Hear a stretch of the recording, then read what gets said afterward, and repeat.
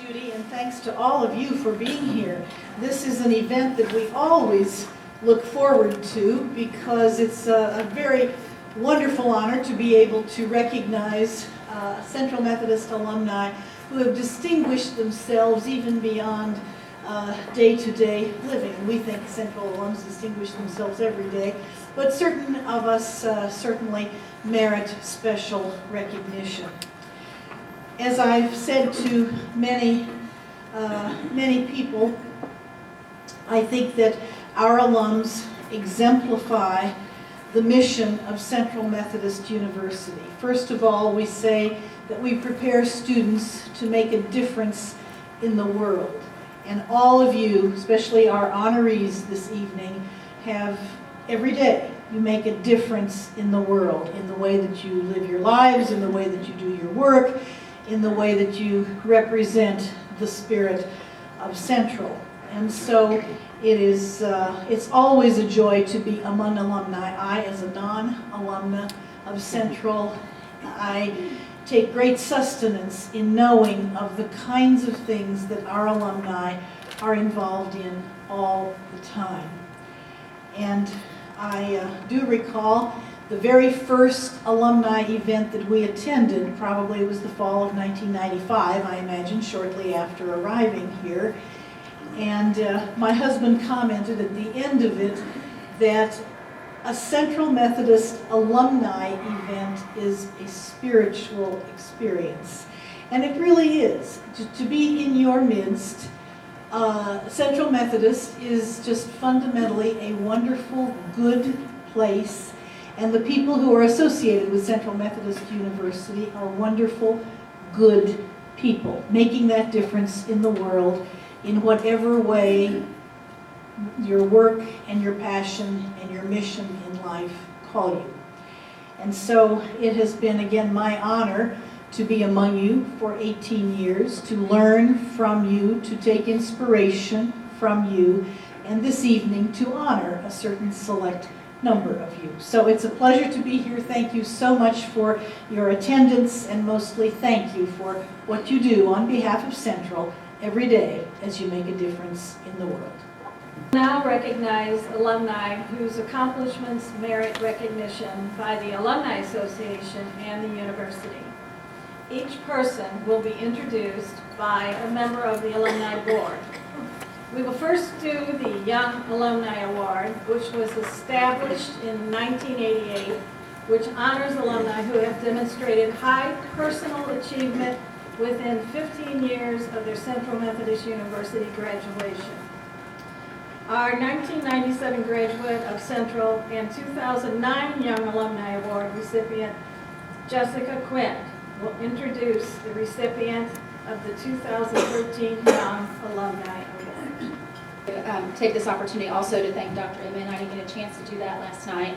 And maybe it's because of my Girl Scouts, or maybe because I just read that book, Lean In. But I wanted to let her know that just as a woman, that she's been such an influence to the ladies of Fayette, not just the Central community, but the Fayette community, and that we always, for 18 years, the girls know no different than to have a female president. And I think that's something that we should thank her for, and I appreciate it.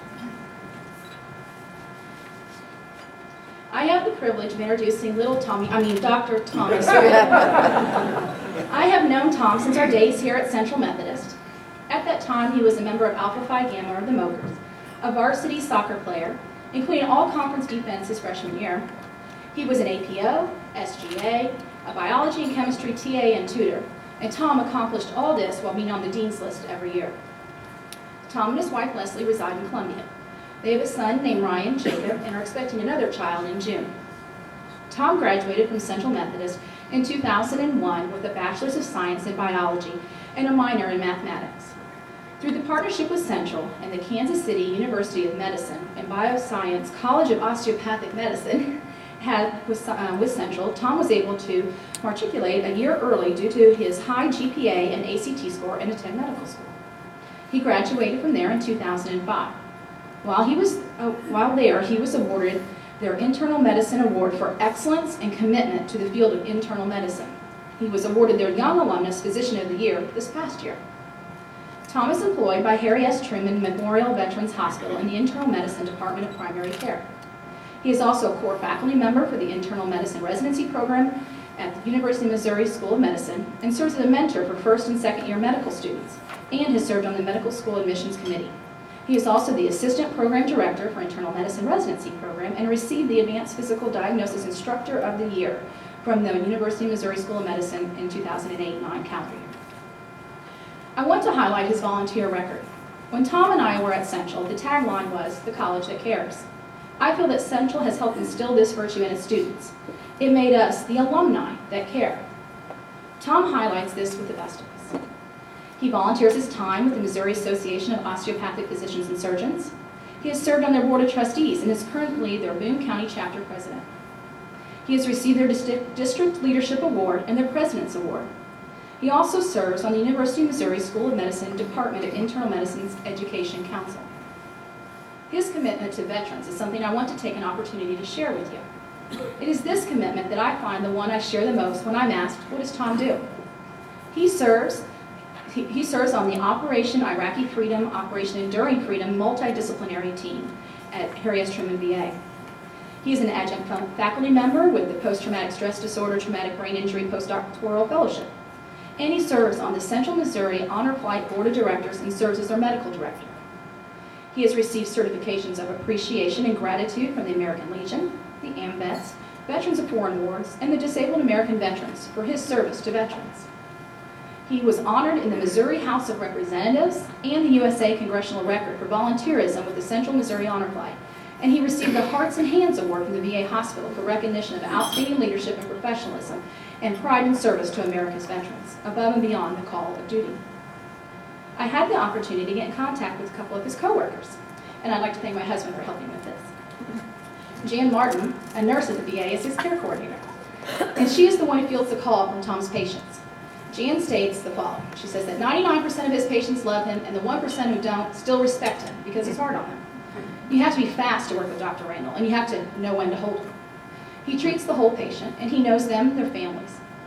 He is like the old-fashioned country doctor and Doc Hollywood all in one. He is a joy to work with. Jan says he allows her to be part of the conversation and respects her opinion when making patient decisions, and he is always willing to help the patient and the staff to try new things. He's the kind of doctor that others want or need to be, and yet he looks to those who are less than that with admiration. I was also in contact with Dr. Aaron Ziedema, who is the Chief of Primary Care at Harry S. Truman Memorial VA Hospital. He states, among other things, that he has directly witnessed Dr. Randall's exemplary character and passion for his duties as a physician.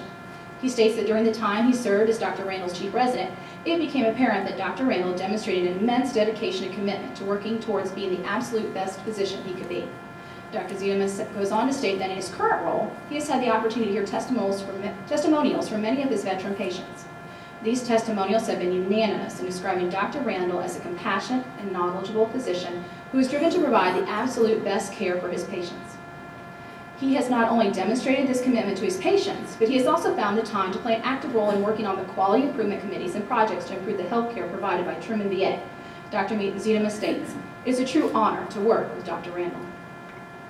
All Central alumni should be proud of Dr. Randall's accomplishments. Central Methodist should continue to strive to recruit good quality students, and then we should strive to thank those who have represented us so well. Tom is one of Central's best.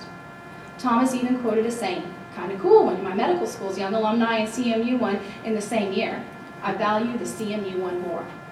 One of the best, if not the best, decision I've ever made. It is my great privilege to be able to present Dr. Thomas Randall with the Young Alumnus of the Year Award for 2013. On behalf of all of us at Central Methodist University and the Alumni Board, it is my great honor and privilege to present to Dr. Tom Randall this Young Alumni Award. I'm just pretty short and sweet. I just realized with that speech I must have a lot of people on my payroll.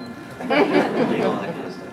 You know, it is true, this is one of the best decisions I've ever made in my entire life. But the story of me getting here is kind of comical. When my sister was a year older than me, and she came here before I did. I remember visiting her for the first time, driving on 40 and 240 and looking to my right, looking to my left, where am I? And then I said to my mom, "What's that?" She said, "That's corn, son." I'm like, "Oh my goodness gracious, I'm really going to this place." And then when you drive through town, you see people wave at you. I'm my headlights on? She said, no, people don't do that kind of stuff. Because they didn't really do that where I was from. And I fell in love with the town. I fell in love with the people I met here. Some of my best friends in the entire world I still talk to every day.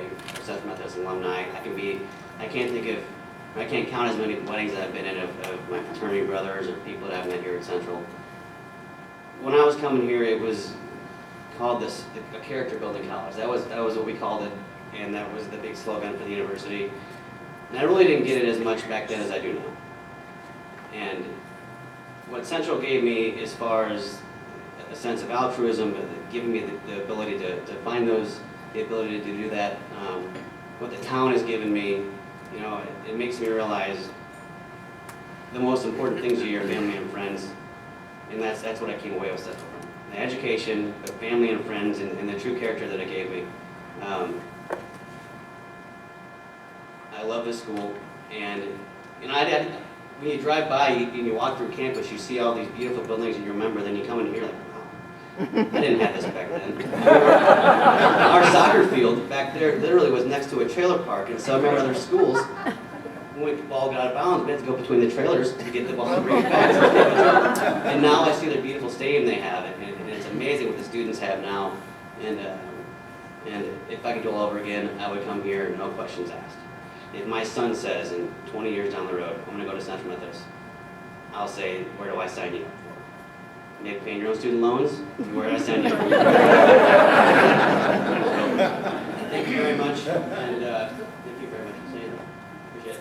Established in 1946 to recognize the distinguished alumni, they are chosen for their leadership and service to their community, to the university, and to society.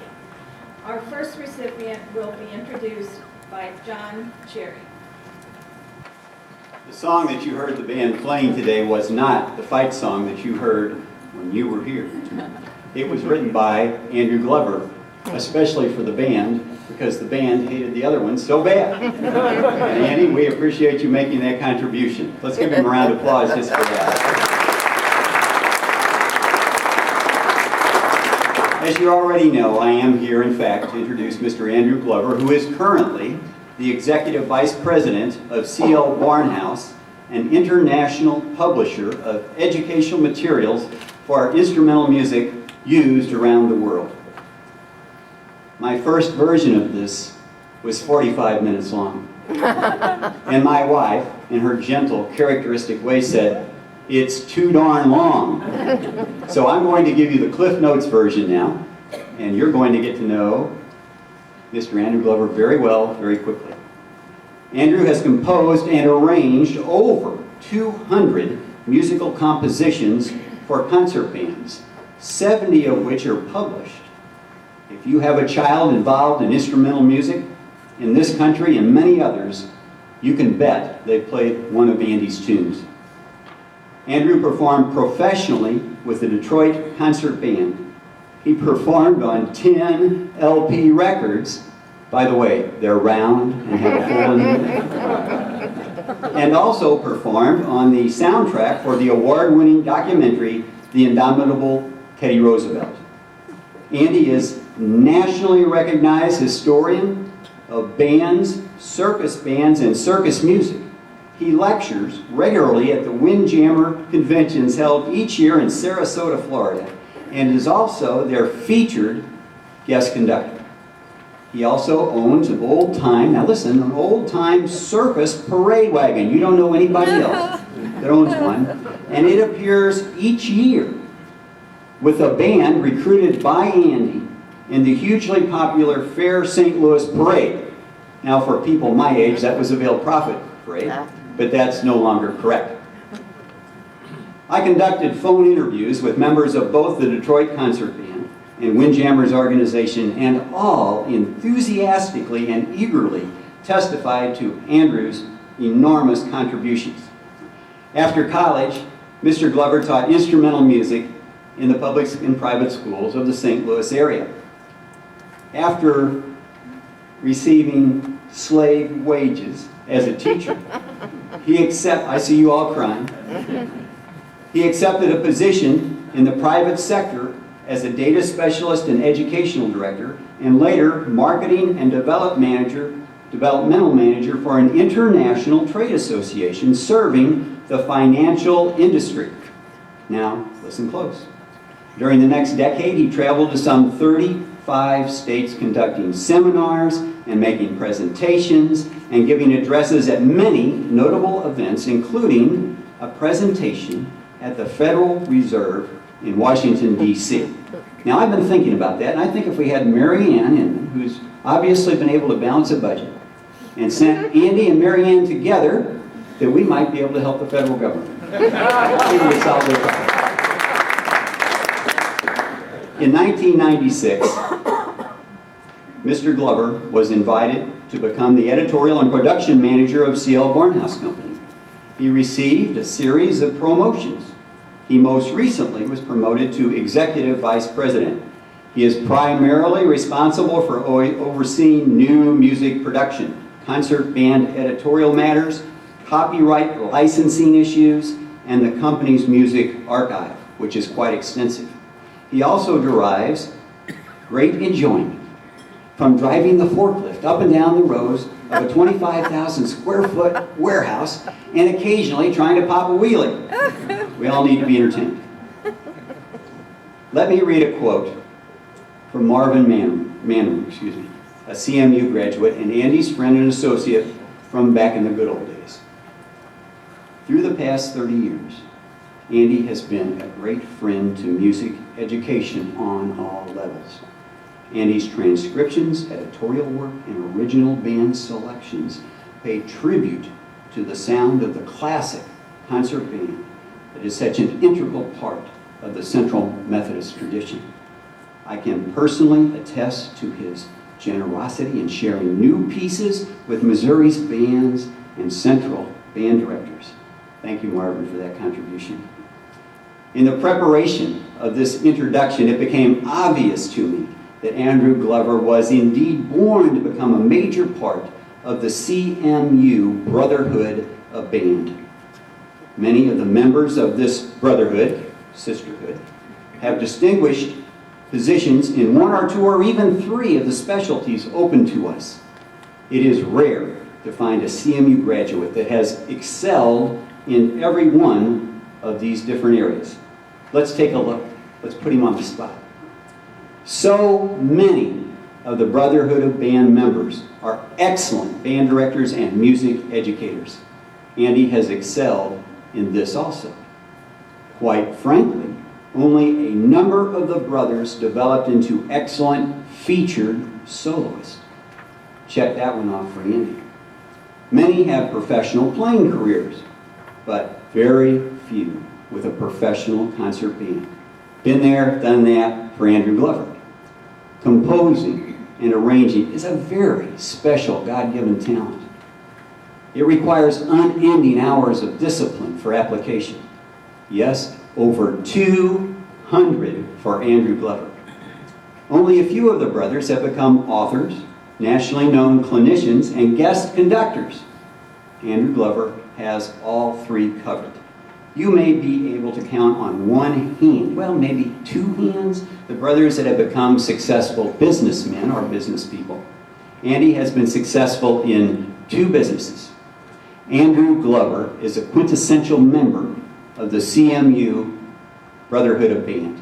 If ever there was a reincarnation of the spirit of the late, great Professor Keith House, if ever there was a man who carried the historical knowledge of the Circus March so esteemed by Prof. House, if ever there was a man who has carried the tradition of the great symphonic legacy we call the CMU Department of Bands, it is, you guessed it. Let's welcome Mr. Andrew Glover. It's a great pleasure and honor for me on behalf of Central Methodist University and the Alumni Board to present to you this distinguished Alumni Award for the many ways that you serve your profession and that you serve Central.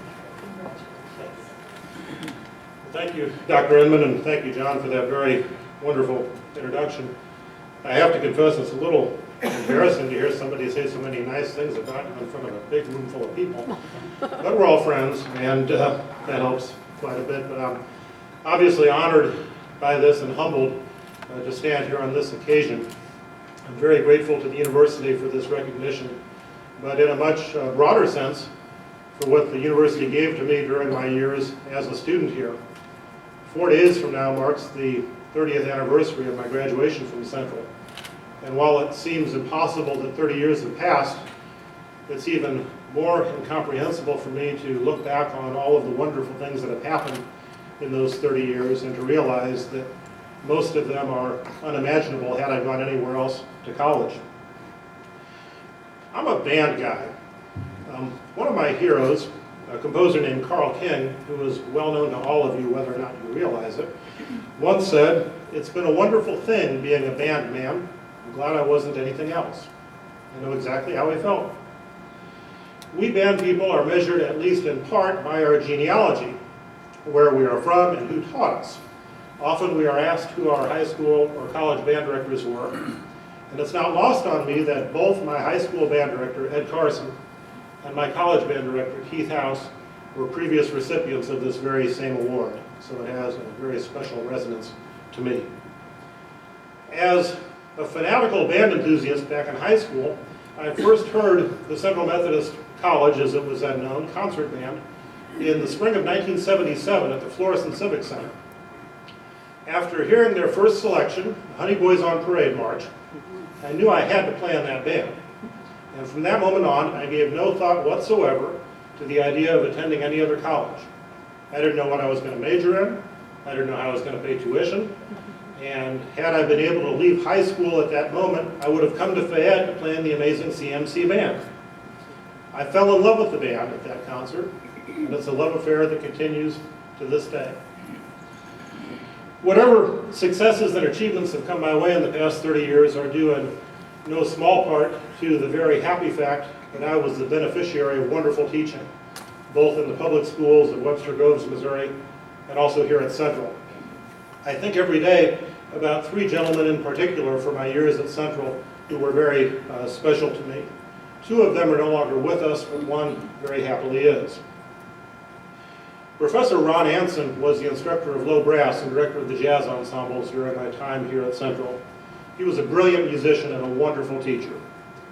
Most colleges the size of Central that had a music department would have a low brass teacher that was perhaps a trombone player that knew the fingerings for tuba and euphonium, or maybe a tuba player that knew the trombone positions, or not.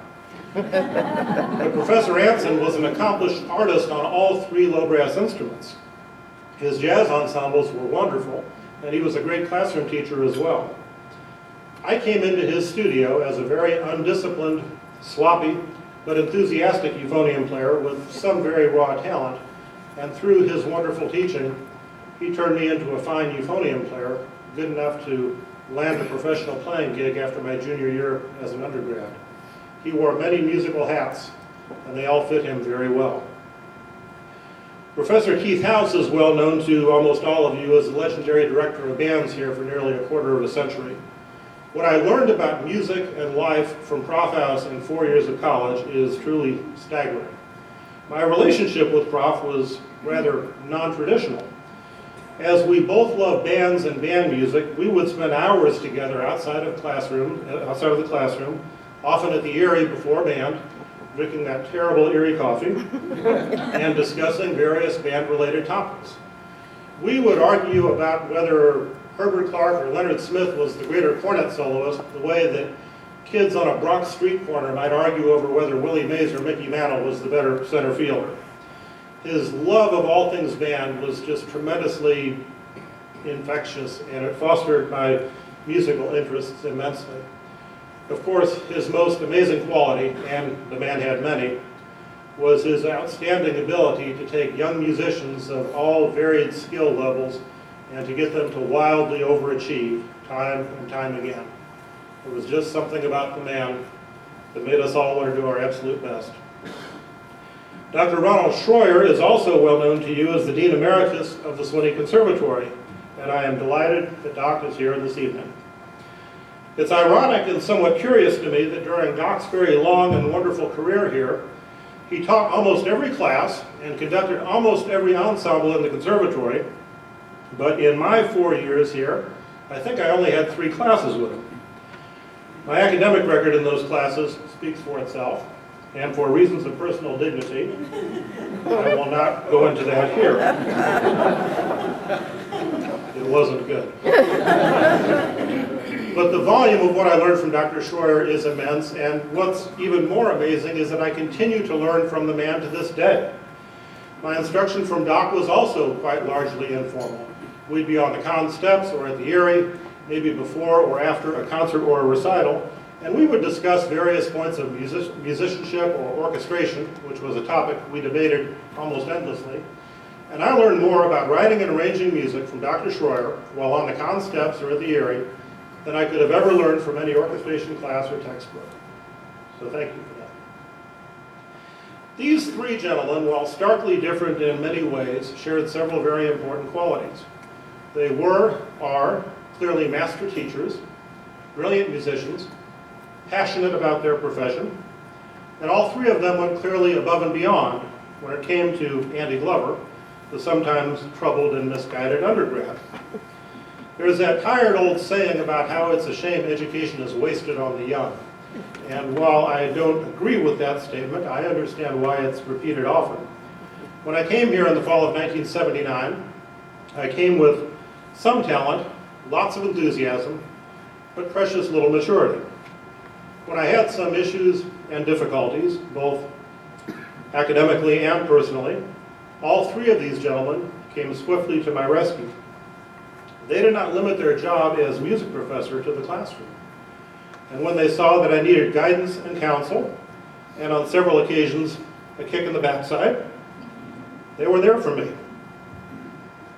They taught the individual and not just the student.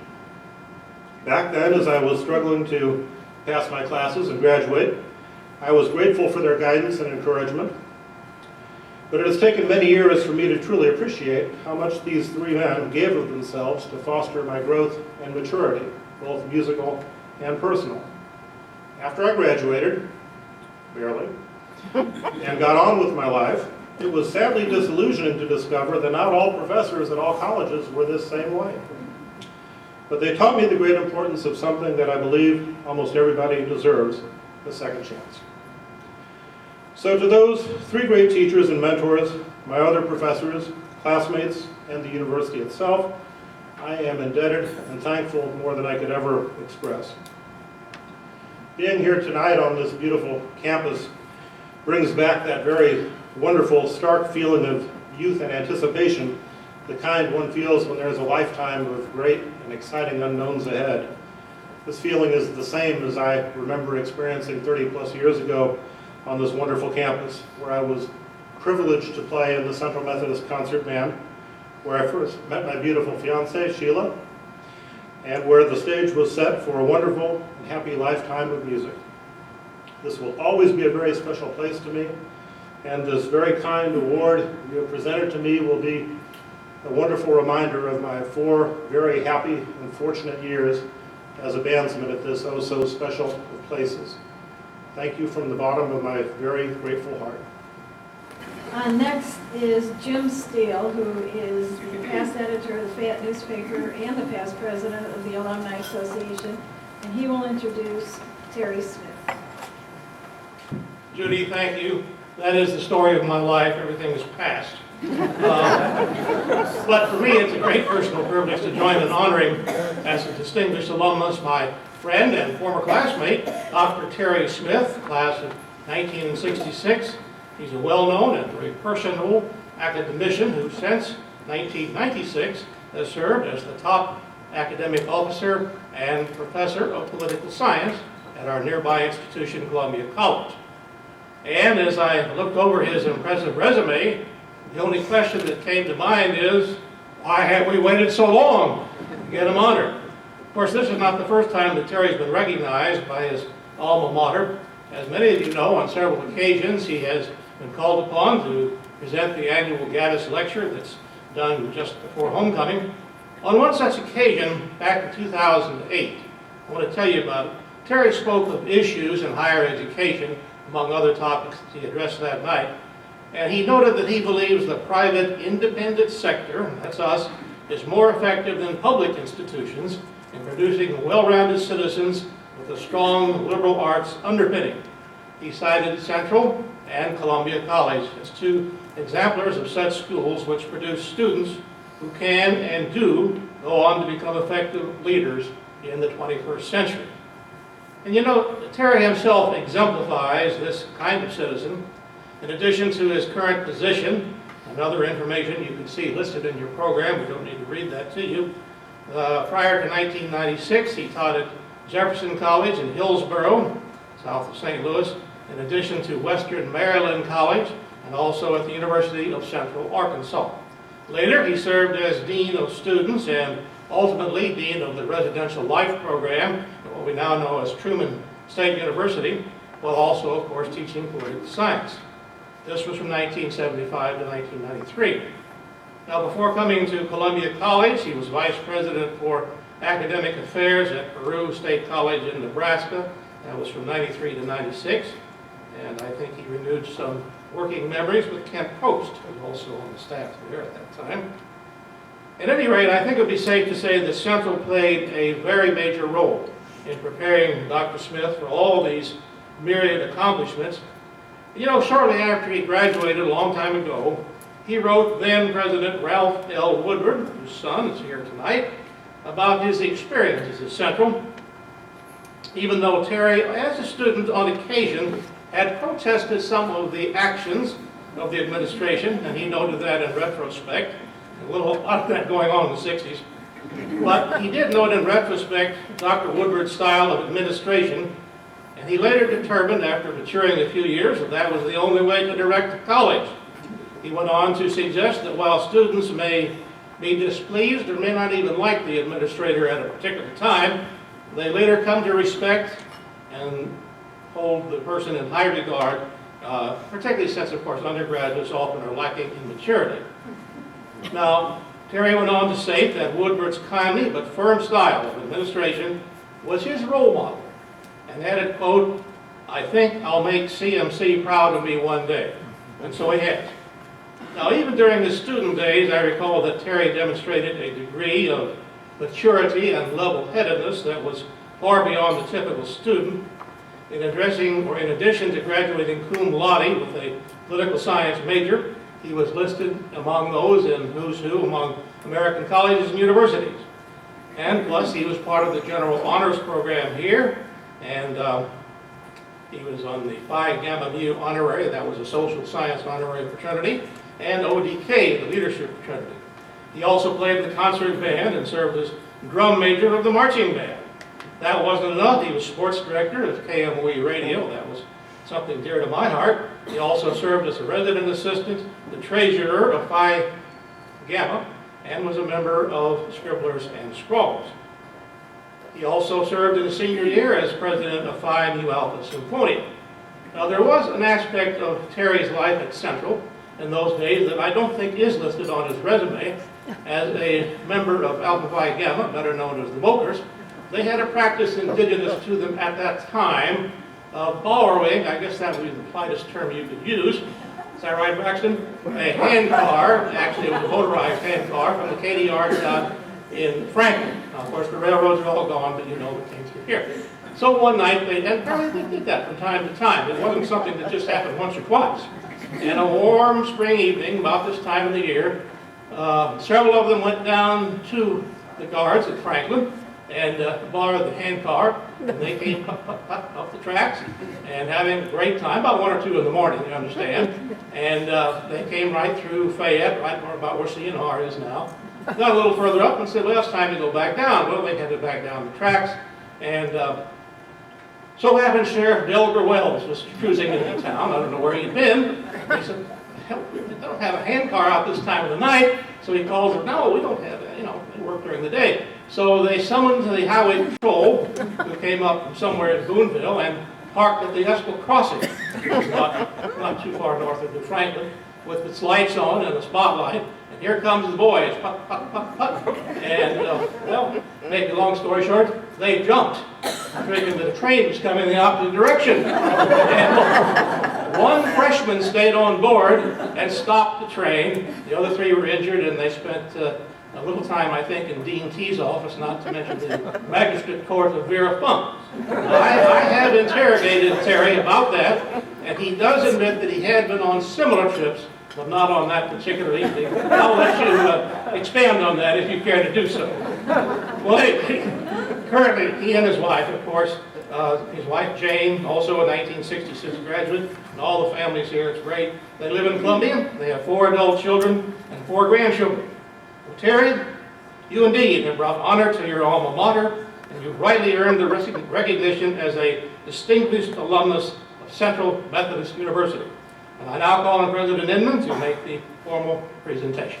Terry, it gives me great pleasure and honor on behalf of Central Methodist University and the Alumni Association to present to you, an academic colleague, this Distinguished Alumni Award, which is much deserved. Congratulations, and thank you for all you do. Jim, thank you very much for that introduction. And no, I do not care to elaborate on the story about the handcart. Members of the selection committee on the alumni board, President Inman, I'm honored to accept the Alumni Distinguished Service Award and do so on behalf of and honoring in turn individuals I'm proud to call family, friends, and mentors. I'm delighted that a number of family members are here. I ask them to stand as I call their name. My wife, Jane Smith. Jane is also a graduate of the class of 1966. Jane's grandmother, Ivy Shelton McClure, class of 1911, was a member of the first group of distinguished alumni in 1946. So lots of tradition in the family. My son Seth and his wife Kelly, my daughter Lindsay and her husband Tony, my daughter Sarah, and my mother, Mary Smith.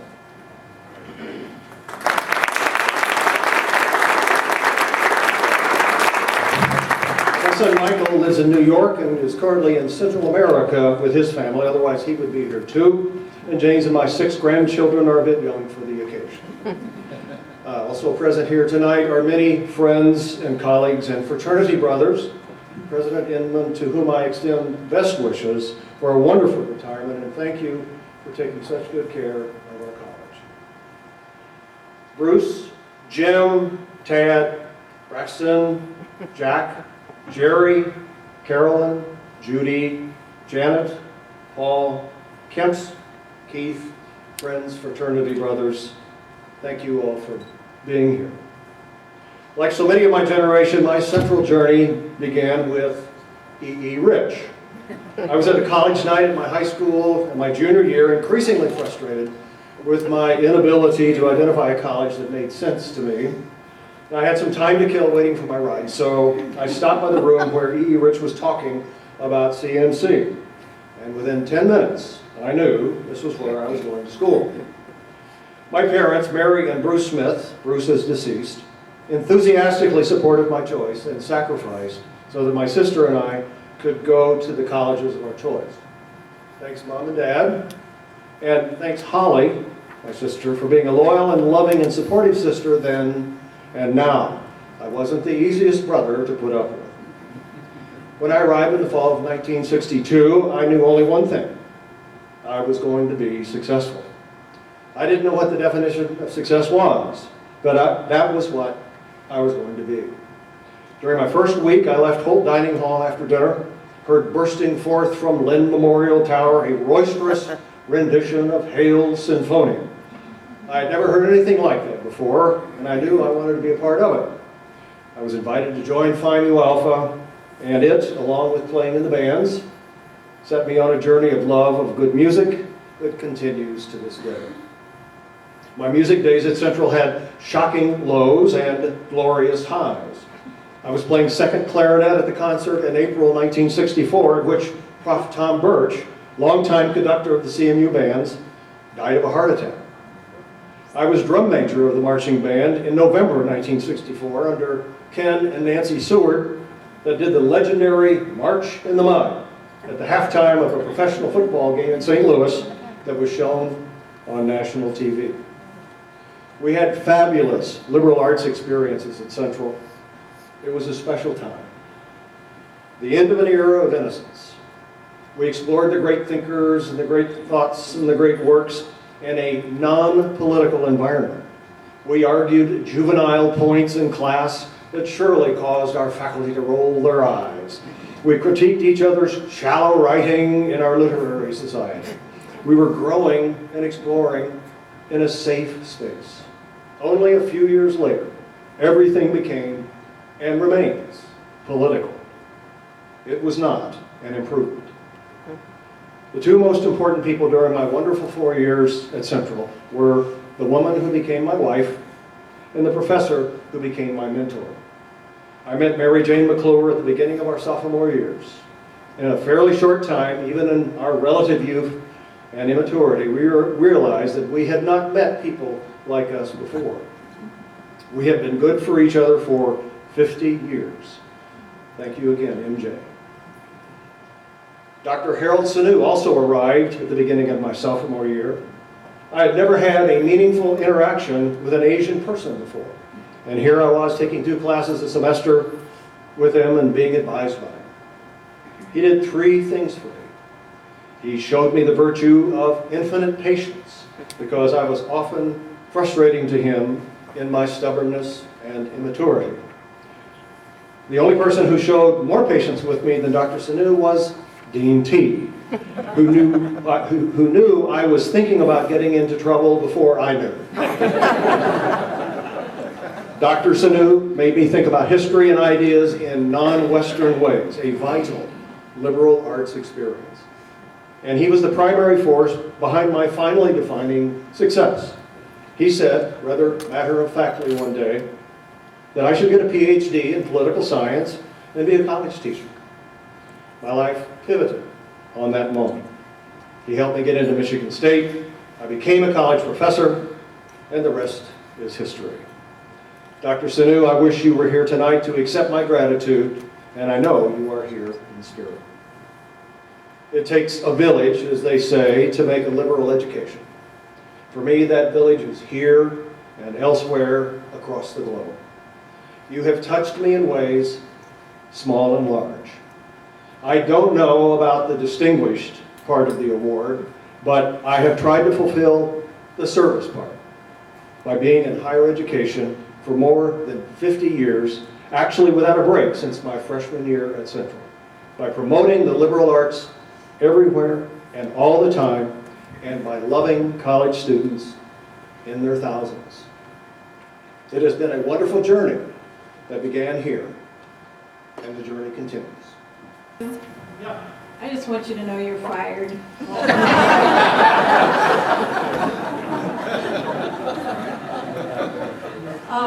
Our next recipient will be introduced by Ruth Benner. Ruth is a wonderful friend of mine, and she works so hard for the Alumni Association. And I just kind of personally, Ruth, want to thank you for all you do for the Alumni Association. She is a retired assistant principal from the Rittner School District, and she is a very well-known reading specialist in the St. Louis area. Ruth, come on up and introduce Rena Yoga. It's my pleasure tonight to introduce Rena Yoga, a truly distinguished alumna. After Central, Rena received her master's and doctorate from St. Paul and from the San Francisco School of Theology. Some highlights, some highlights of her accomplishments serve to show Rena's heart for mission and ministry and service and her exemplary leadership. While serving the United Methodist Church as Associate General Secretary with the General Board of Global Ministries, she coordinated 2 worldwide global gatherings. These were conferences which told the story of the United Methodist Church's contribution in mission work nationally and globally. And it showcased the hundreds of projects around the world in a myriad of creative and interactive ways. Attendance at these gatherings was between 4,000 and 5,000. Last year, I think at this time, at the 2012 General Conference of the United Methodist Church, the Council of Bishops asked Rena to staff a commission that will bring together 20 persons from around the world to disperse a fund of $5 million to enhance the church's ministry on every continent. Rena's on the General Board of Higher Education and Ministry, and she has led and coordinated their effort to establish an association of theological schools to increase cooperation among institutions and improve United Methodist theological education in the continent of Africa. While she was I like to say this, missiologist in residence at St. Paul's School of Theology, Rena directed a Doctor of Ministry program that offered specialized classes on addressing the issues of children and poverty. Participants in the program were from the USA, Liberia, and the Democratic Republic of Congo. For almost 10 years, Rena was on the National Council of Churches, USA, and she was Vice President and Chair of Unity and Interfaith Relations. In this capacity, she helped bring interdenominational and interfaith groups around the table to help in conversation and working together. But all this, all does not work, however.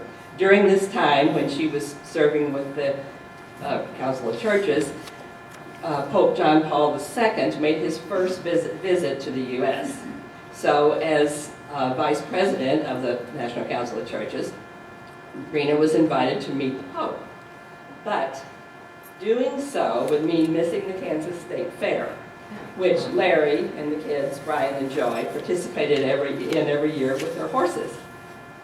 And it had become a regular family outing with the horse show and rides and concerts, etc.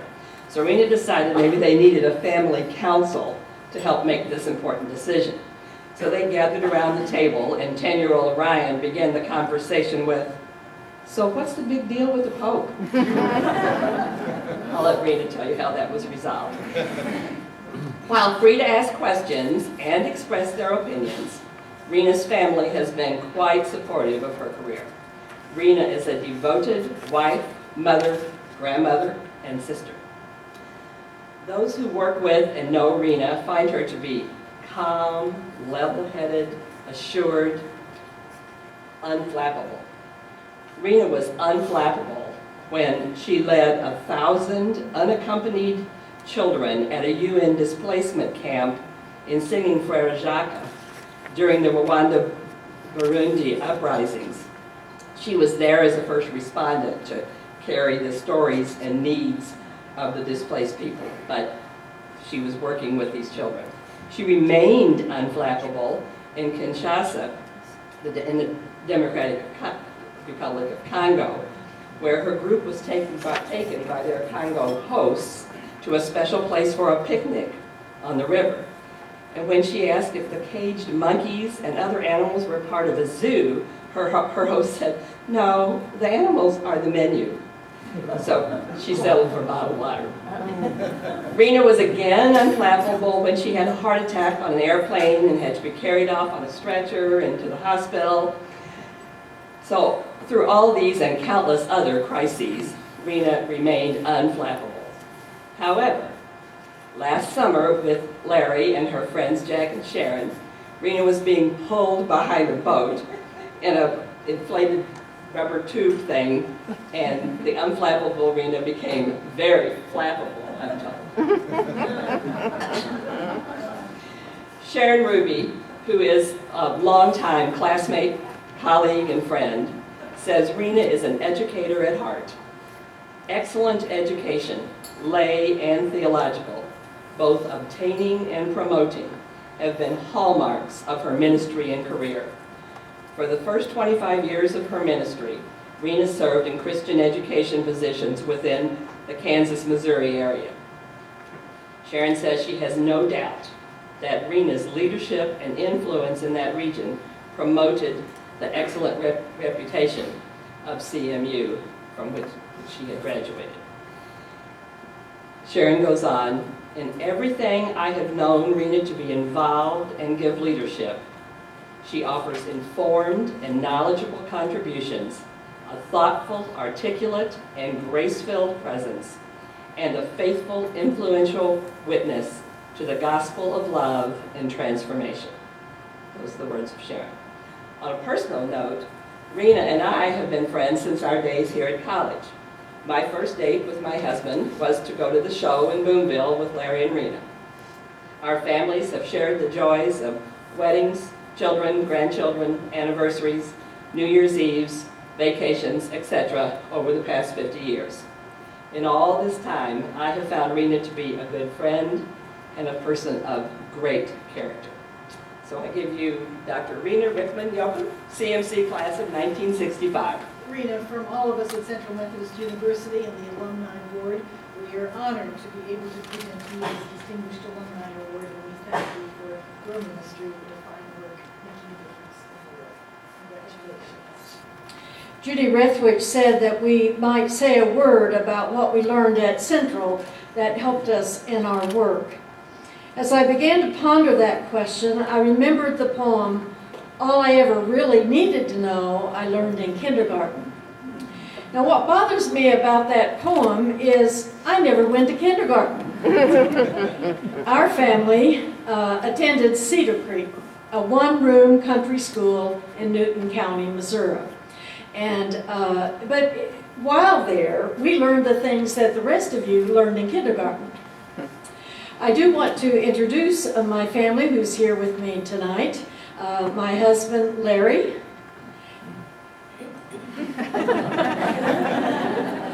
My brother, Wayne Rickman from Aiken, South Carolina.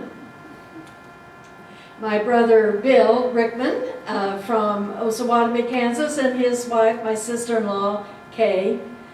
And most of you know Jack and Sharon, who aren't family but feel like family as we are together.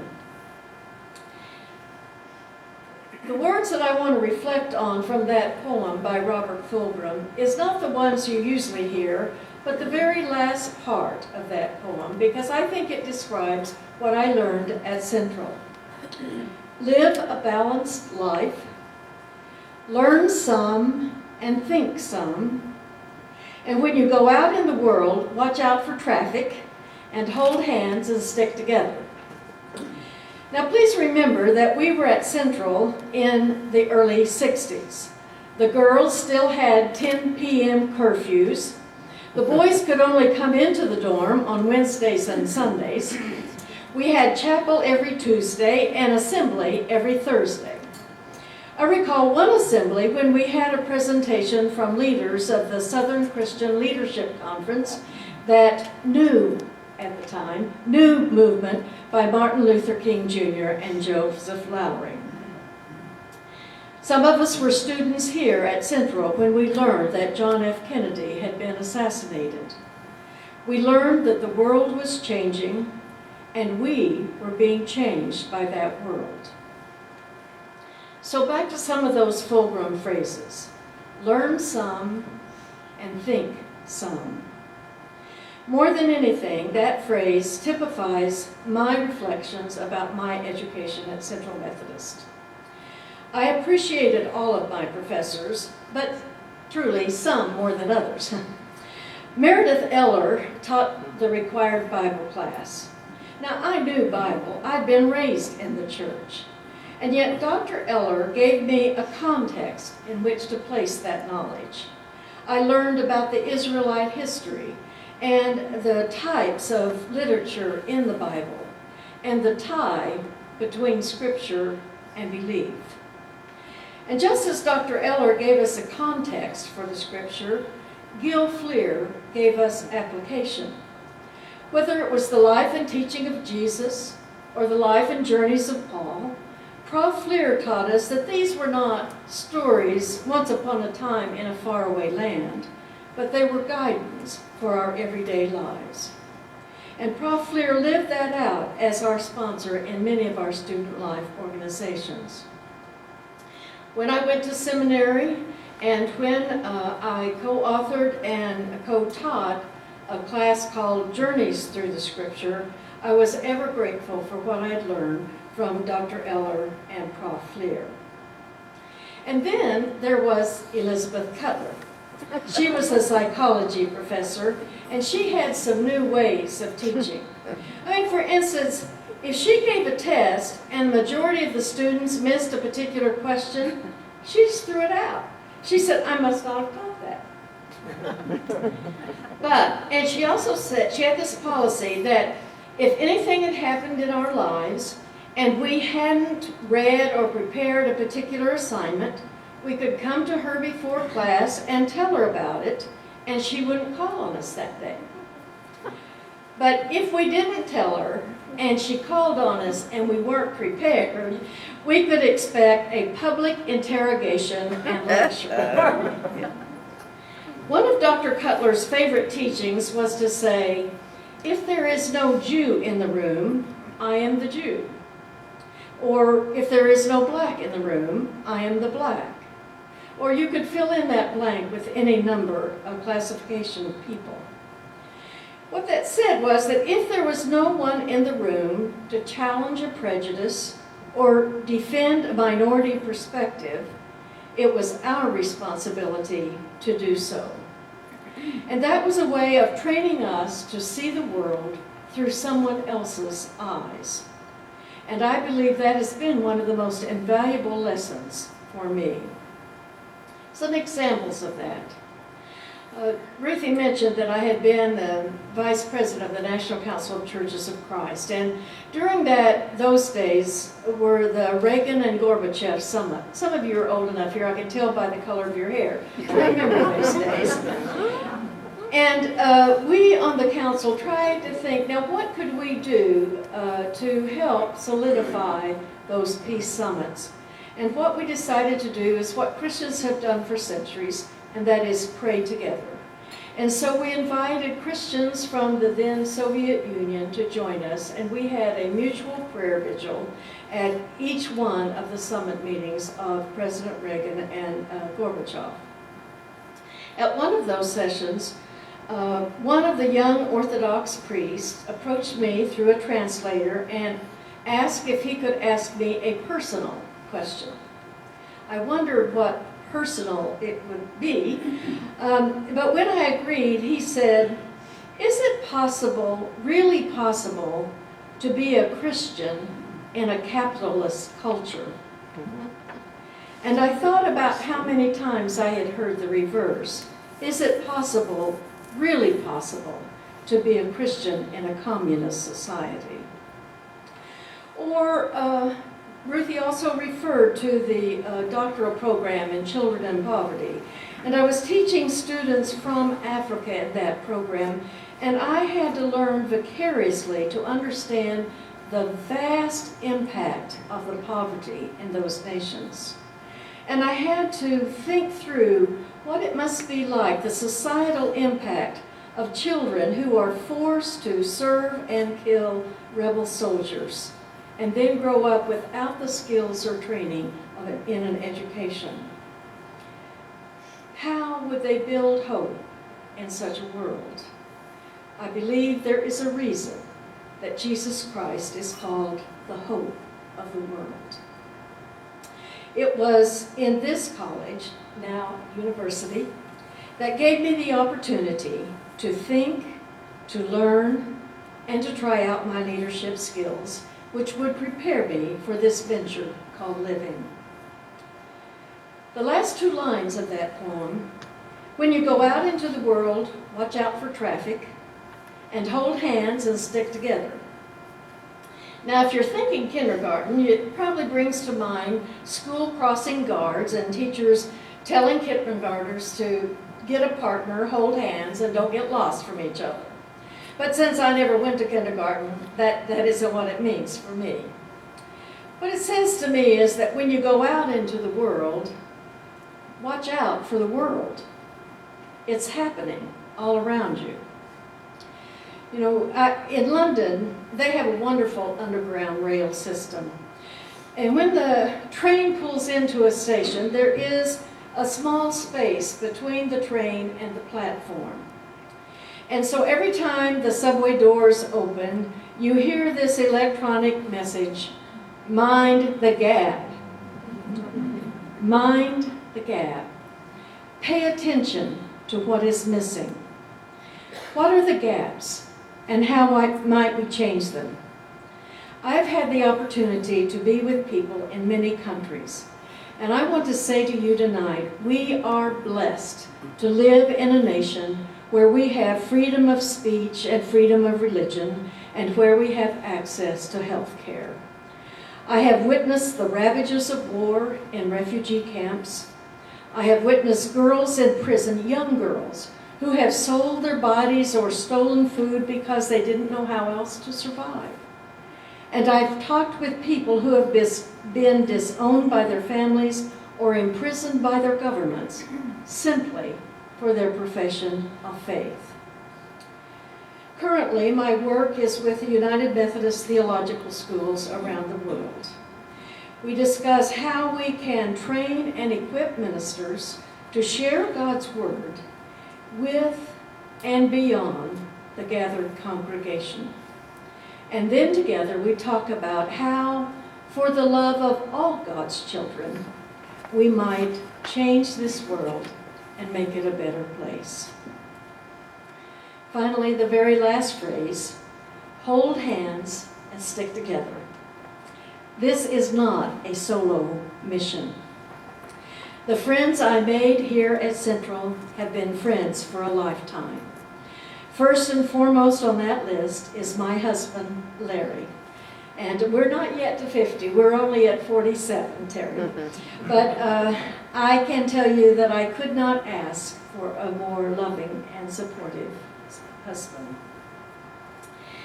Sharon and Jack Ruby. Sharon and I were sorority sisters, but our paths and ministry in the church have frequently given us the opportunity to be colleagues as well. And while I'm in Nashville, I must say that the Rubies provide a place for me to go when I want to celebrate something, or when I want to vent, or test some new ideas. And Jerry and Ruthie Benner are confidants par excellence. The four of us have shared parenting joys and worries, grandparenting joys and worries, and we've given a lot of conversation to this, and we have an answer for every problem in the world. It may not work, but we have an answer. Just ask us. I also want to acknowledge the group of friends that gather every New Year's Eve. We gather to catch up and to store up some good vibes to get us through another year. However, I have to confess that last year, someone had the audacity to suggest, now that our memories aren't as good as they used to be, we may have to start meeting on the 4th of July as well, so that we can keep up. So for everything, for family, for friends, for this institution, I simply say, thank you very much. I'm going to be privileged to introduce Michael Reed. Mike Reed was the best man at our wedding. And to this day, he is still our best man. And that includes his beautiful and intelligent wife, Mary, and her daughter, Amanda, and her husband, Jack, and their two children, Megan and William. Mary, to this day, to me, is still one of the most beautiful, intelligent women I know. And she and Michael have been such a wonderful couple to know.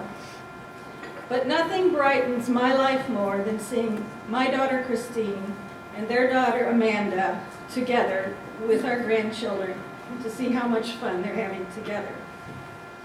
But who is Michael Reed? He is a scholar and he is an educator.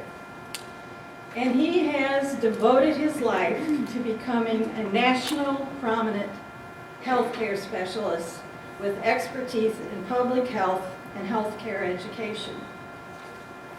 I would not know a lot of these things if I didn't have to introduce him. And I had a chance to read through so many of the things that were sent to us about what he's done in his career. Last summer, we met in Naples, Florida for the day together, and Mike said that he had to go home early to feed his cats. Now, we've talked about our love of cats before, but I had no idea that for years he had been feeding feral cats in his neighborhood. I can see him now with his safari hat on, carrying food every day and walking down the road to his cats with them running to him. And someday I expect to see him featured on Good Morning America. I mention this because this is the Michael Reed I know. His unassuming nature, his reaching out to others, that is how I know him best. But his accomplishments are many. Dr. Reed developed the Florida Public Health and Leadership Institute and recruited the first class of 25 health practitioners from around the state. Hundreds of people have graduated from this leadership program, and he has become a leader in public health. He was elected the first chairman of the National Public Health Leadership Development Network Board. He is an expert in public health preparedness. This includes responding to bioterrorism attacks and national disasters and protecting our nation's public health.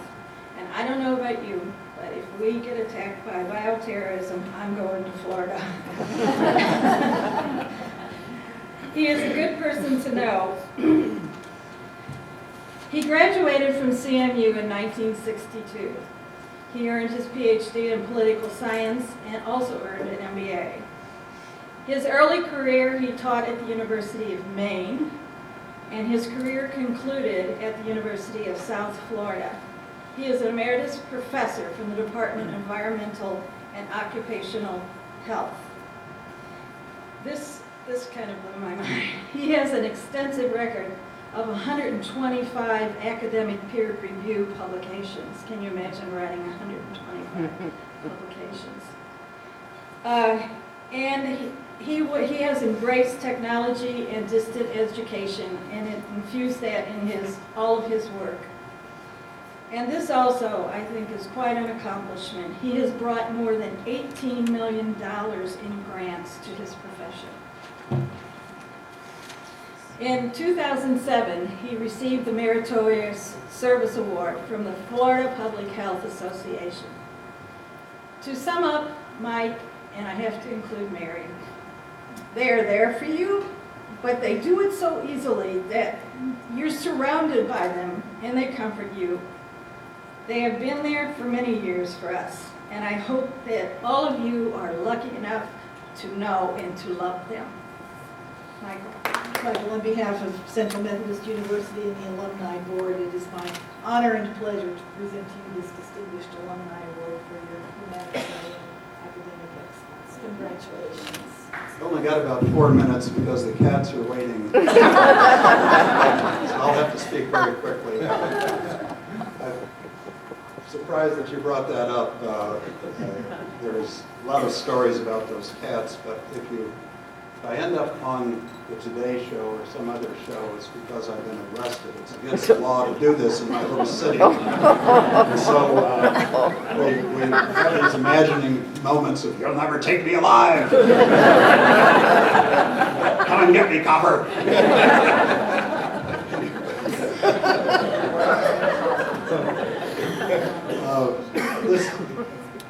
My heart is full with receiving this award. Wish you good evening. I know you're starting to say, how much longer can this go on? It won't go on very long, except John, those 35 minutes you didn't use, thank you. Judy, thank you for those kind words. This is perhaps my best award ever.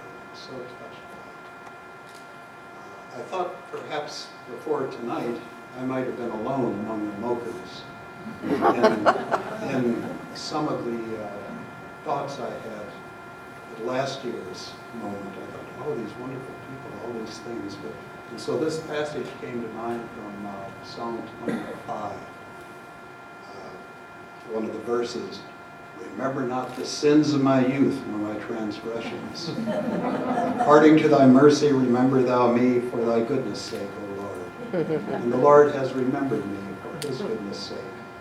And I hope forgiving some of those transgressions. Terry, we topped your escapade in spades. And in case there's some law enforcement officials in the audience, I'm not going to go into that. It's, I hadn't thought about Central College and its meaning for me in any serious way. From time to time, I would think about the good old days and how things were different then and now, and what good things Central was for me. But when I found out that that Tad Perry had nominated me, despite his reservations, he went ahead. I hope the money came in handy at Christmas.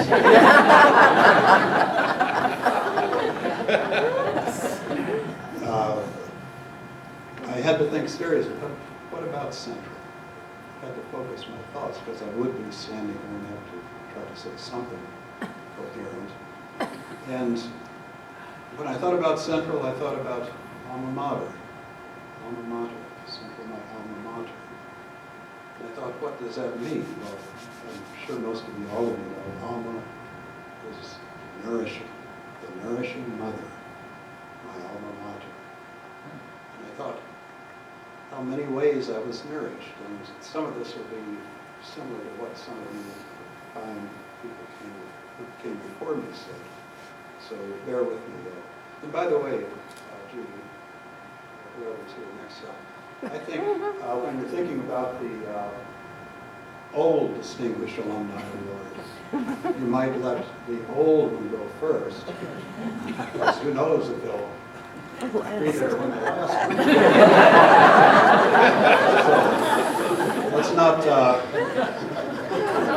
let's give some thought. On the other hand, if they're college professors, you know you're going to have to pry their fingers off of the lectern to get away, so maybe there's some wisdom in this after all. I thought about the nourishing I got at Central, and the first one, you've heard this before. Central is quiet, it's secluded, it's rural, it's kind of out of the way, and it was a safe place for someone who wasn't maybe as mature as he might have been to come and to explore and to study and maybe mature a little bit. I think if I'd gone to a large urban institution, personal institution, it would have been different. So the ambience is the first nourishment. The first nourishment is the ambience, the physical self. And then I thought about other nourishment. What was the atmosphere that it came to? Faculty got along together, not my experience in other schools, I think. The administration, the administrators seemed to want to help students instead of slam the window down on their fingers. It's 5 o'clock and so come back tomorrow morning. There was a collegial atmosphere, and the students were the center of it as far as I could see. What can we do to support these young men and women? What can we do to encourage them? What can we do to get them over the rough patches? And that was so important to me, who was not necessarily the most mature person on campus. So I was nourished by the atmosphere as well as a physical setting. And I didn't fully appreciate that until a little later. As Judy said, I was the founder and director of the Leadership Institute in the state of Florida for public health officials. And one of the books that I ran across as I tried to work on with my colleagues preparing the curriculum, Robert Greenleaf's writings about servant leadership. And I look back on Central's leadership at the time, and I thought these were servant leadership. Servant leadership, by the way, is a concept, not a very complicated concept. It's the idea that people who go into leadership positions should begin caring about people. And only when they decide that they can widen the scope of that caring do they aspire to leadership positions. Service to the people that you work with, the people that serve under you, and especially to those that the organization is designed to serve. Serving leadership. And I would say, based on last year, when we had some wonderful students recognized, and the changes I've seen at Central College in the past 15 or 16 years, and the celebrations that have gone on that I'm part of, Dr. Hinman must either intuitively or reading Robert Greenleaf's work acted out that way. as a servant leaders of college of doctorate, what you've done for Central College. So the atmosphere, the ambience, getting more important now, the friendships. I mentioned friendships. I made friends here that lasted over 50 years. I was a shy fellow, hard for some to believe that, right, Dr. Clark? A shy fellow. And I was not necessarily very good at making friends, but the friendships I've made here that have endured those 50 years have brought such treasure to my life. Have brought such richness to my life. I don't have the words to describe it. But those friendships also gave me confidence that I can make other friends. So one of the great blessings of my life have been the friendships I've had. And I don't think I had any before I came to Central, but it was vital to develop more nourishment, friendships, nourishment. And finally, and the most important, despite our resolution not to go out with each other, finally, my dear wife to be and I were badgered into going on it wasn't a blind date, it was sort of a vision impaired date.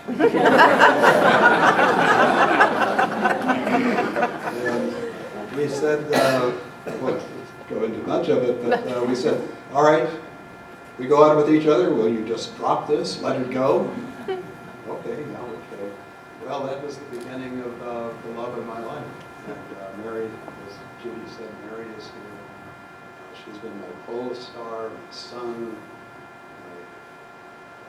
my nourishing partner in all things. And I honestly don't know where I would be without my sweetie. Joy to my life. More joys, though, were to come because we had two wonderful children. One of them is here tonight. Our best beloved, the apple of our eye. And the joys kept coming because she and her husband, had a 9-year-old, and now has a 9-year-old daughter, Megan, 5-year-old son, Billy. It's like a cascade of children, all pouring down. How blessed I am. And so, let me add one more thing about the friendships while I look for my talk, now that I've got you introduced.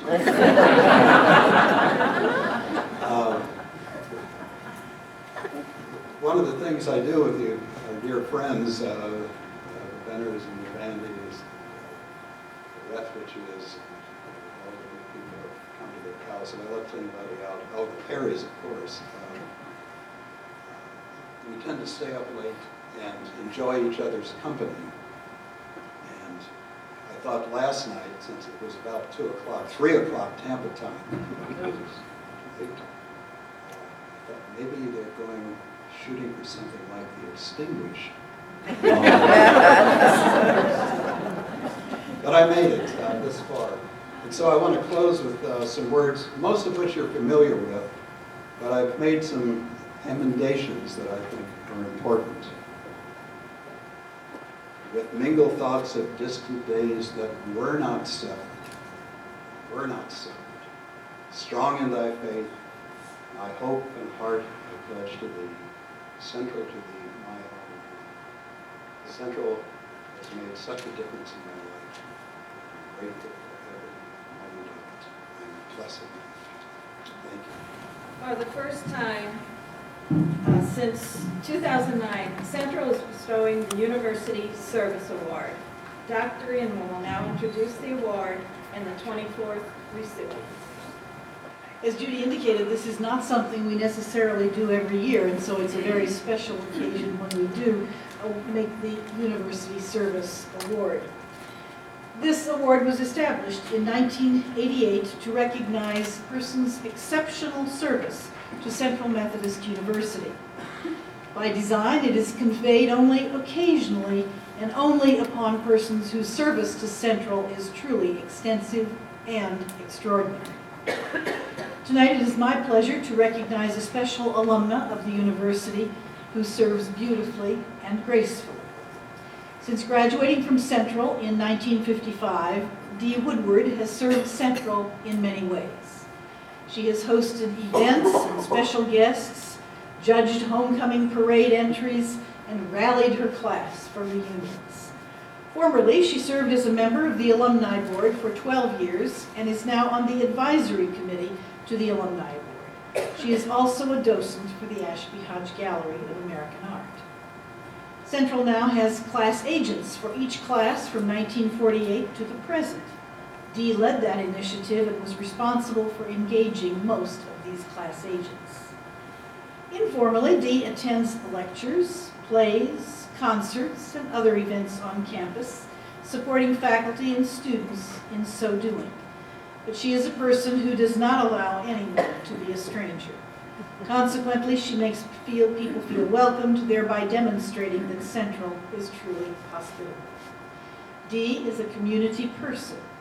That is, she creates community wherever she is through her conversation and participation. She connects people with each other, expanding and deepening their ties and roots. And much of that community reflects back to Central. And so it is with deep appreciation and true respect that I present the University Service Award in 2013 to Dee Bland Woodward. Please come forward to present you with this award with our deepest thanks for all that you do. Thank you. Well, it is a pleasure to be here, and I don't think I have seen or felt a more patient group than all of you tonight. So I thank you from the bottom of my heart for honoring me with this award. And I also want to recognize some people in the audience. I've been in charge of this class agent organization for a while. And many of you have been on the other end of the phone when I have called and said, would you please serve your class as class agent? And you have said, well, I guess I will serve my class as class agent. What do I do? And that's when I turn it over to Ellen Marshall, or to Donna Merrill, or to Heather Carlton, or to Mary Ann, or someone else, Judy Rethwidge, or Jim Steele, and say, it's your duty now to tell them what to do. So just for fun tonight, I would like to see all of those of you who have ever been called in the past, in the present, and are looking forward to a job in the future. So may I see you stand up and be recognized. Different classes, class of, all right. Stand up, thank you, thank you, thank you. It gives you a time to stretch. All right. Thank you very much, and that's for your service. And please, if you feel so inspired to serve your class, volunteer. We need you. It is the life of the university.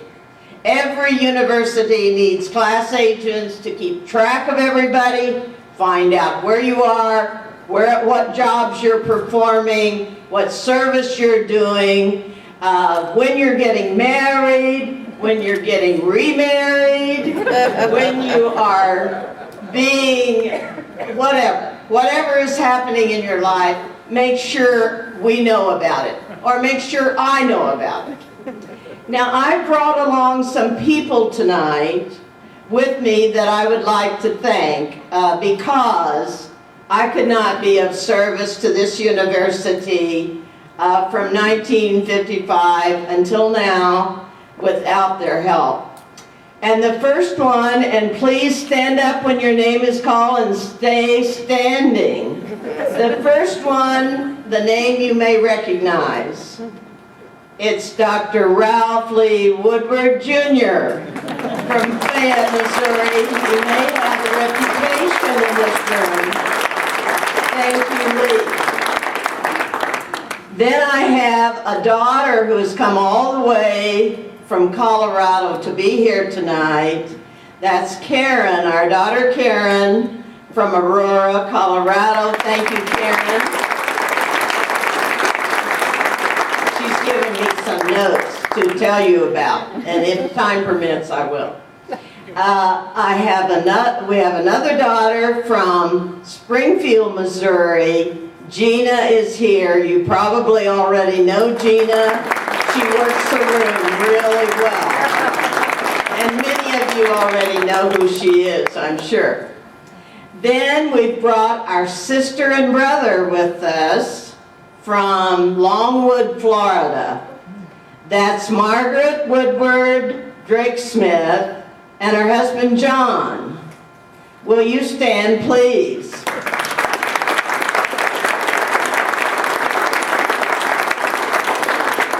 John just made his debut with the Board of Trustees this weekend.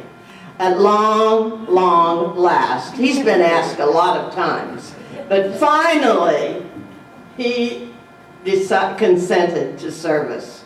So thank you, John and Margaret, for being here with us tonight.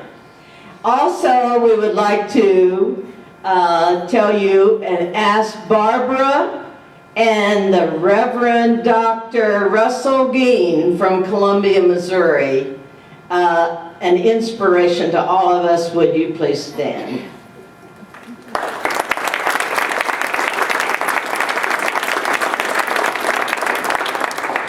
And from our very own community, Phil and Martha Baylor. Would you stand, Phil and Martha? Thank you.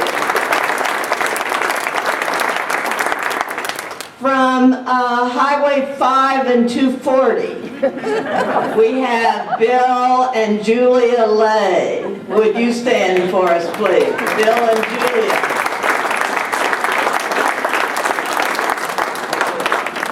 And my very dear fellow thespians, if you want to serve in the community theater, be sure that you see Joy and George Rashi, our good neighbors and our fellow thespians.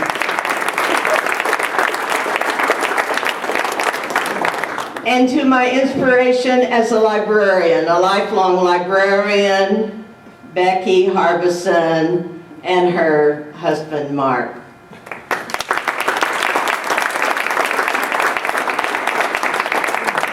Also, John and Peggy Vaughn, would you stand, please?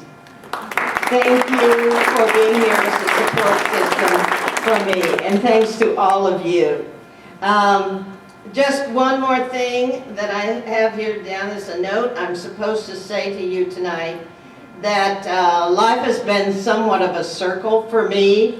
Coming off the farm from Bogard, Missouri, coming into Central Methodist Central College at that time in 1951. I was 15 years old, and it was a very big, outstanding step for me. One of your theological students had come out to our house and asked my dad where he was going to send me to college. And he says, well, I'm not, because she hasn't asked. So he persuaded my father to send me to Central College. And from 1951 until today, I am so grateful to Central, to Dr. Inman, my very good friend Marianne, and to all of you for tonight. In the interest of time, I'm just going to say a big thank you to you. We will now recognize a special person who is not an alumnus, but whose service to Central merits recognition from the university. The recognition of the 25th University Service Award. As Dr. Inman said, this award honors exceptional service to Central, service that is extensive and extraordinary. David Inman has provided such service. It isn't just the 18 years that qualify for extensive, it's the range of contributions. The relationship between the university and Fayette has been strengthened through his participation and ideas. He has been a volunteer with 13 different organizations, including the American Legion, the Fayette Armstrong Community Betterment Group, and Rotary. He is credited with helping found at least 2 groups. Fayette's Community Foundation developed out of his idea, as did the Huddle. The Huddle is a monthly meeting of leaders of the city and county government and business, as well as law enforcement, to share information. Anna Mae Hodge best describes the way in which he serves. David was such a caring and helpful friend to CMU, and especially to the Ashby Hodge Gallery, as he served on that board in a very important position. There simply are no adequate words with which to thank him. Trustee Emerita Jenny Bergston cited the caring and helpfulness he consistently demonstrated for her, thinking ahead about the route she would take from place to place to ensure ramps were there or to select a different way that would be better. Always the consummate gentleman, caring for and thinking of others. Here are examples, some examples, of the sort of things David Edmond does. He gets up extremely early on a cold, blustery, wintry morning and drives the roads around here to see if they're icy. Because the president of Central has a 10 o'clock meeting in Lebanon and she needs to get there on time, so he's going to see if she can get there. They're looking for a new car for the president. So he sits in the back seat of that potential new car because he knows she often takes people with her when she goes to meetings and he wants to make sure they'll ride comfortably. Driving the president to Kansas for an all-day meeting so that she won't be as tired when she returns the next day and she'll still have energy to do the business of Central. David, as Anna Mae said, there are no adequate words to thank you for the countless ways you have served Central for 18 years. We can, however, make you the 25th recipient of the University Service Award, and our 25th president will come and present that to you. This is certainly a surprise to both of us, I will say, but I have the pleasure, since Donna asked me to present this University Service Award to you, my dear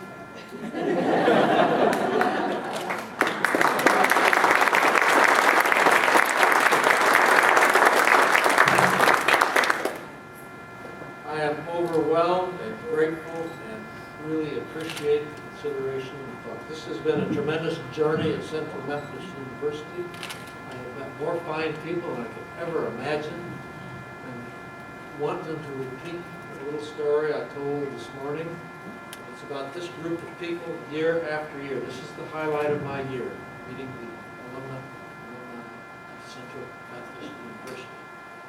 It goes back to an earlier experience we had at Alaska Pacific University. Mary Ann was an associate dean up there at the time. The 25th anniversary of the university in Alaska Pacific in Anchorage, Alaska. They had the founder of the university there. It was Dr. Gordon Gould. Dr. Gould was an Aleut native, born on the Aleutian Peninsula in Alaska. He was reared in the Jesse Lee Orphanage in Seward, Alaska, ordained as United Methodist pastor. Ultimately became an officer in National Division in New York City at the time. He worked his whole life attempting to get a church-related college in Alaska. And after great vetting and discussions and presentation at the 25th anniversary celebration, I had the opportunity afterwards to talk with him. I said, Dr. Gould, why did you feel it was important to establish Alaska Pacific University in Alaska? After all, we have great land grant and sea grant college here, just as Missouri does. Dr. Gould very patiently explained to me, he said, you know, David, in the experience of the institutional church, church-related institutions are faculty and staffed by people who care. They tend to produce students who care, and we felt that it was important for the future councils of community, business, and church activities, that we have those people who care in these councils and future generations throughout the state of Alaska. He worked his whole life for that. And he succeeded one day before Alaska became a state in 1959. And I heard that, and I listened, and I thought, and I observed. In my very first year in 1996 here, 1995, when we had this meeting, I went home and I said, you know, this was a spiritual experience for me, because you people manifest most of what Dr. Gould talked about, and I fully now understand that each of you has gone out into the world and made a difference in the world in the councils of community business and government. And for that I am grateful. I'm grateful for the opportunity to met all of you and your colleagues and all of the people that we visit in the interest and business of Central Methodist University over the years. And they're all the same kind of people. And I'm proud to have been associated with them. And I thank you all for thinking of me this evening. Thank you. Good night. Finally, not least, we would like to honor Mary Ann as she retires by giving her a special presentation. And I'm going to have to hire Jim back again to help me give this presentation. Well, Judy, I'm glad I'm not fired. But I'm going to say something you don't expect me to say, not something corny like I normally do. You know, Judy has done a wonderful job as serving as our president of this association.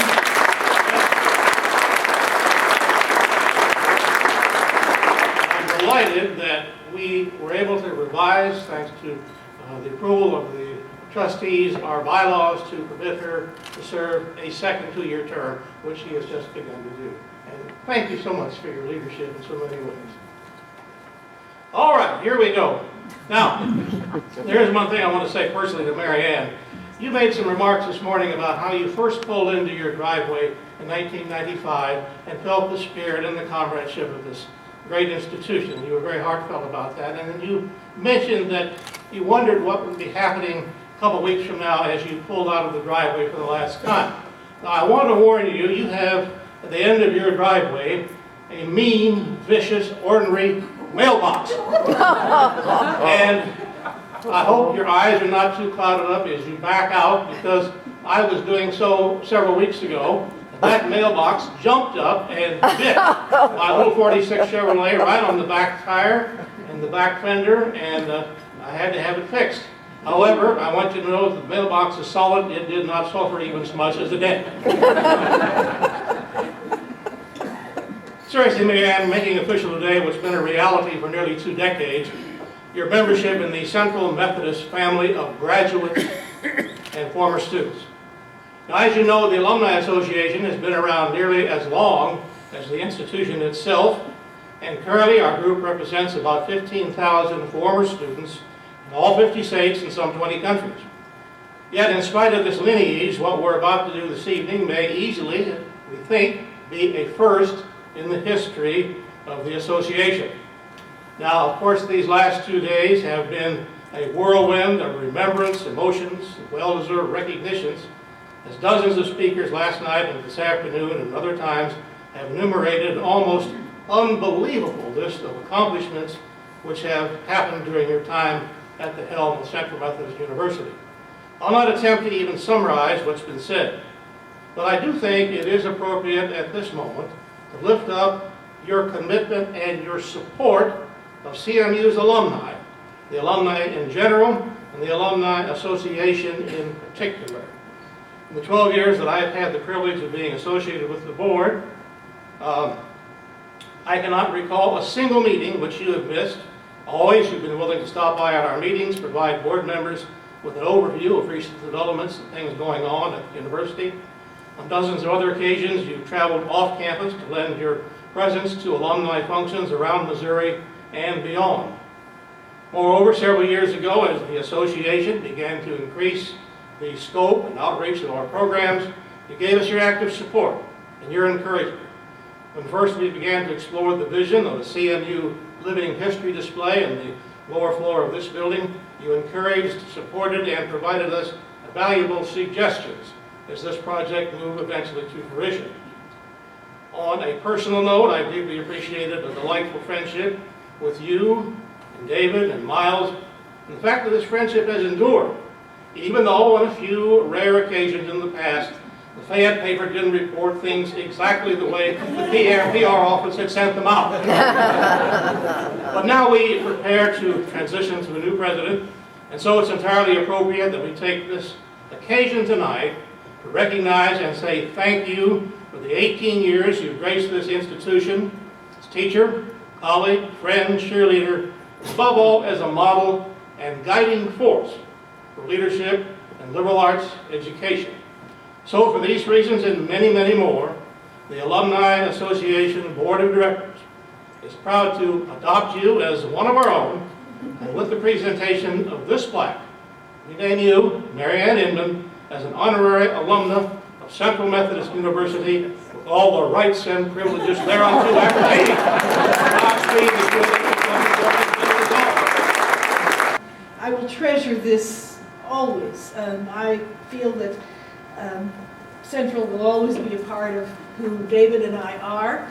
And again, Central is a place that is built on all the people who have ever been part of this institution. Each person leaves a mark on this institution, and I hope that this special place leaves a mark on each person. This special place has certainly left a mark on us, and this will be a tangible reminder of that mark and of the love of this place. And I just wish everyone the very, very best in the future. It has been certainly our pleasure and our privilege to be part of this community for 18 years. Thank you all. Godspeed.